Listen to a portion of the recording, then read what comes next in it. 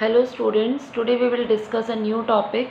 Actually I did not send you videos 2 days because I was not feeling well. So today I am back here to send you video, and one topic of this chapter was left.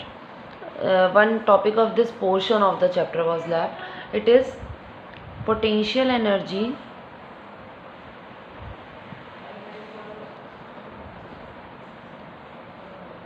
of an electric dipole when placed in uniform electric field. Uniform electric field में अगर हम dipole को रखते हैं तो उसके ऊपर कितनी पोटेंशियल एनर्जी होगी, ये हमें न्यू डेरिवेशन एक करना है आज। तो जैसे कि आप लोगों को पता है, हमने एक डेरिवेशन किया था कि ये एक इलेक्ट्रिक फील्ड है, यहाँ पर हमने एक डायपोल को रख दिया। डायपोल आपको पता है -q + q चार्ज है, ठीक है। इसके ऊपर यहाँ पे फोर्स लगेगा -QE, इलेक्ट्रिक फील्ड की वजह से यहाँ पे लगेगा +QE। तो ये जो दोनों फोर्सेस होंगे इनका नेट फोर्स हो जाता है 0, नेट फोर्स हो जाता है 0 और नेट डायपोल लगता है यहाँ पर, ठीक है। डायपोल नेट टॉर्क लगता है यहाँ पे, नेट टॉर्क। और नेट टॉर्क कितना होता है? QE sin theta.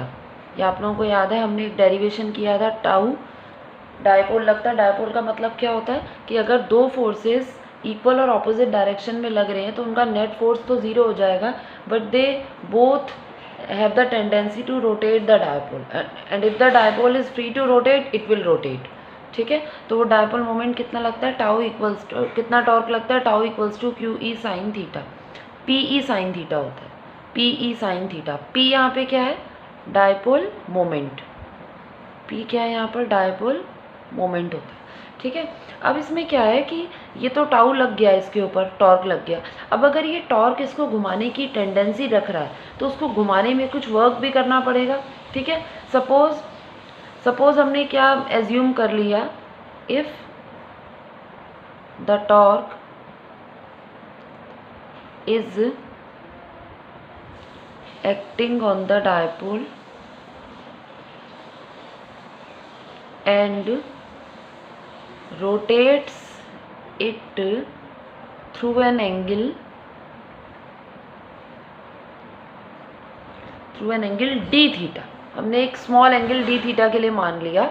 Then work done, तो वर्क डन भी होगा कुछ। तो वर्क डन कितना हो जाएगा? dW equals to tau d theta. देखो यहाँ पे टाउ d थीटा कैसे आ गया? वर्क डन का फॉर्मूला होता है force into displacement. But remember this thing, whenever we are coming to rotational motion, जब भी हम रोटेशनल मोशन में आते हैं तो आपको याद होगा फोर्स का रोल वहाँ पे कौन ले लेता है? टॉर्क। और डिस्प्लेसमेंट की जगह पे क्या आ जाता है? Angular displacement. So this is torque and this is angular displacement. तो इसमें कोई कन्फ्यूजन नहीं है, फोर्स इंटू डिस्प्लेसमेंट होता है, but in the case of torque it will become torque into angular displacement, ठीक है। अब टाउ की वैल्यू हो गई PE sin theta d theta dW, ठीक है। अब टोटल वर्क डन निकाल लेंगे हम, अभी तो हमने स्मॉल एंगल के लिए लिया। टोटल वर्क डन हो जाएगा यहाँ पर, अगर हम θ1 एंगल से θ2 एंगल तक रोटेट कर रहे हैं तो θ1 θ2 PE sin theta d theta, PE sin theta d theta. Sine theta का इंटीग्रेशन क्या हो जाता है?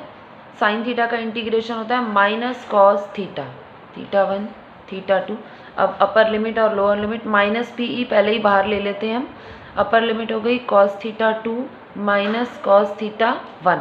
अब अगर हम इस माइनस साइन को अंदर इंट्रोड्यूस कर देंगे तो ये हमारी पोटेंशियल एनर्जी बन जाएगी PE cos θ1 cos θ2, ठीक है।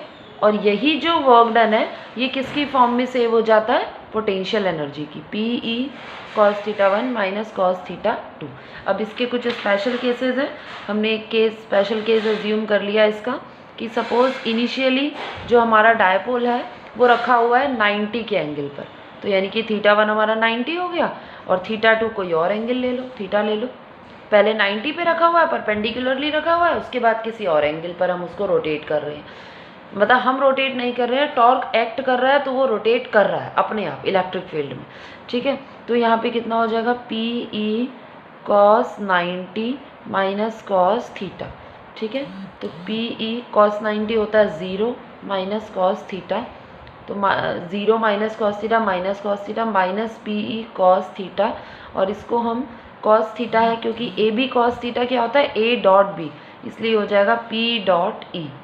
ठीक है, माइनस का P dot E, vector notation में इसका आंसर हो गया माइनस का P dot E. And this is the very important formula, क्योंकि ये फॉर्मूला एग्जाम में आता है, इस बार भी ये एग्जाम में आया हुआ है ये वाला फॉर्मूला। ठीक है, माइनस पी डॉट ई हो गया। ठीक है, यू आर गेटिंग इट।